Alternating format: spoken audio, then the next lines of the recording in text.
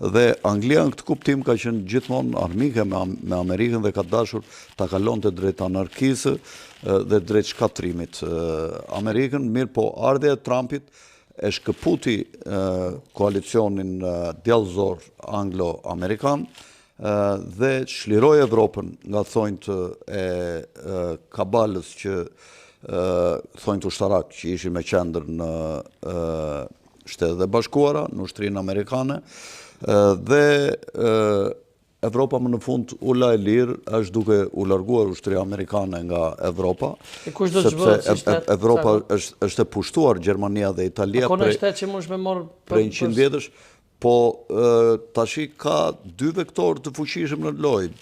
Nga njëra anë janë antiglobalistët që janë Trumpi me Putinin, cilët duan të realizojnë një marrëveshje paqe në mënyrë të njëanshme me luftën që nuk e nisi Trumpi, po e nisën kabalistët e Bidenit, dhe nga ana tjetër është kabala e cila sundon Evropën nëpërmjet politikanëve të sotëm që nga Ursula si quhet ajo, Ursula von der kjo kryetarja e Komisionit Evropian. Që nga kjo Ursula duke vazhduar me Macronin, duke vazhduar me Starmerin në Britani.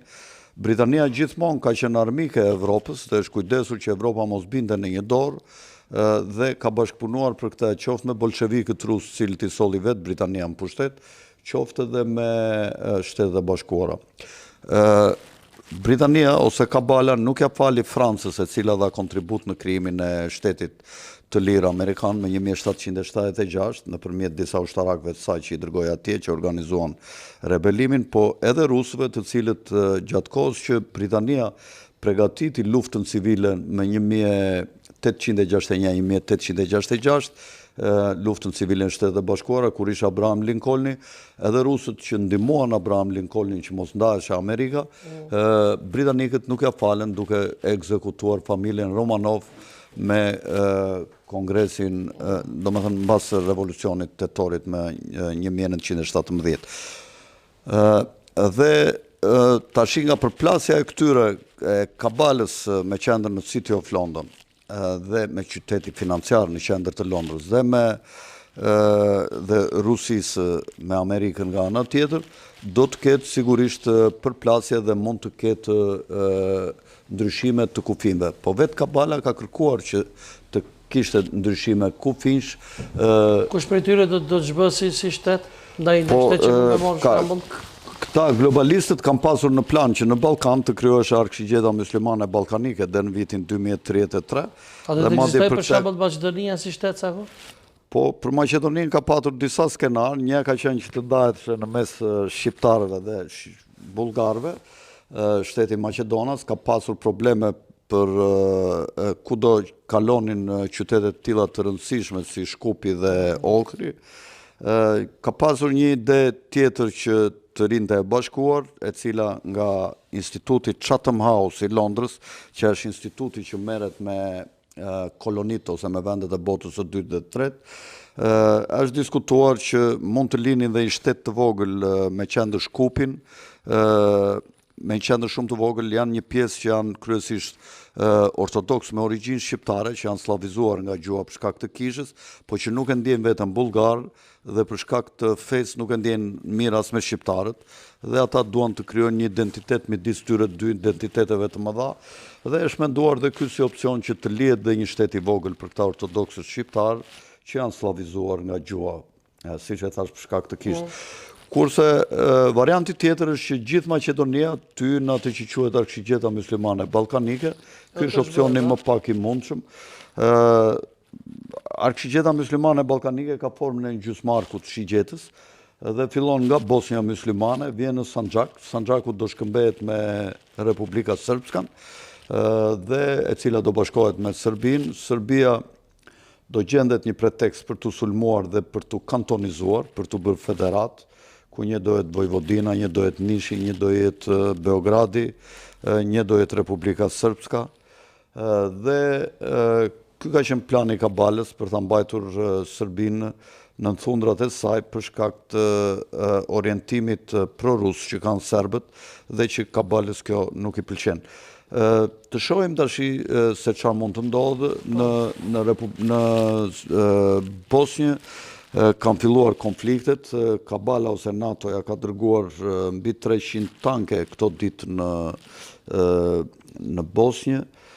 në pritje të ndonjë anarkie që mund të ndodhë, të cilën këta duan ta kontrollojnë, nëse do lejohet që Bosnja të ndahet dhe në moment Sandžaku do kërkojë pavarësinë për të bashkuar me Bosnjën Muslimane dhe me Kosovën. Por ekzistojnë disa fenomene rrugës që do rregullohen, sepse Bosnja Muslimane në fakt është i rrethuar nga një rip i ngushtë i Bosnjës serbe dhe e ka izoluar nga Sandžaku musliman, pikërisht mos lejonin këtë argëgjetën muslimane ballkanike. Por kjo do të çahet, do prishet me pak luftë dhe do ketë një bashkim dhe ata serbët që jetojnë në atë korridorin e ngushtë që kanë rrethuar Bosnjë Muslimane, do të prishet dhe nuk do t'i njetë Republika Srpska për ta marrë me vete në bashkimin me Serbinë. Gjithë ai rip i ngushtë do shkatrohet dhe do merret nga... Me ardhen, me ardhen e Donald Trumpit në pushtet, po flitet që do të kemi edhe lirimin e ish-presidentit Hashim Thaçi, por kjo është një paradoks në vete për arsye se ishte Trumpi në pushtet kur Hashim Thaçi u arrestua nga gjykata e Hagës. Mirë,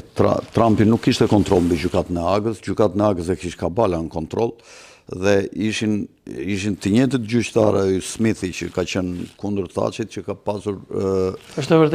dhe kundër Trumpit, dhe Trumpi nuk mund të ndikonte dot mbi ta. Madje mund të them që Thaçi është dënuar pse pranovi të shkonte në shtator të 2019-s, pse pranoi dhe Kabala i ka thënë që ai nuk duhet shkojë që t'i jap Trumpit akses dhe një rritje të fuqisë në qoftë se ai do realizonte këtë marrëveshje paqe që ishte një pikë e nxehtë e globit para opinionit publik 3 muaj para zgjedhjeve. Do ishte një kartë forte e Trumpit që do ta përdorte. Mirë, po këta jo më kot, atë ditë që ai u nis, i shpallën atë urdhrin me kërkimin nga ajo Haga në Vjenë, në mos gaboj, dhe në bisedime iku vetëm Abdullah Oti, kundër të cilit s'ka pasur ndonjë gjë dhe s'ka pasur ndonjë mjet si ta kërcënonin, sepse ata nuk kanë dashur që askush nga Kosova të shkonte në bisedime. Edhe Vučićin Kabala e urren sepse e tradhtoi Kabalën duke shkuar në bisedime, sepse këtë gjëja ka kërkuar Putini, i cili ishte dakord që të bisedoheshe dhe të krijoheshe një marrëveshje paqe nëpërmjet shkëmbimit territor. Pa do të kemi lirimin e presidentit Hashim Thaçi me tani më që është i njëjti njeri që unë e ka akuzuar dhe Hashim Thaçin edhe Donald Trump që është Jack Smith? Kjo do të varet nga kontrolli mbi gjykatën ndërkombëtare të Hagës. Nëse Trumpi do të krijojë një shumicë atje me njerëzit e vet, do të arrijë të krijojë një shumicë, atëherë sigurisht që ai do kërkojë është në nderin e tij që të kërkojë lirimin e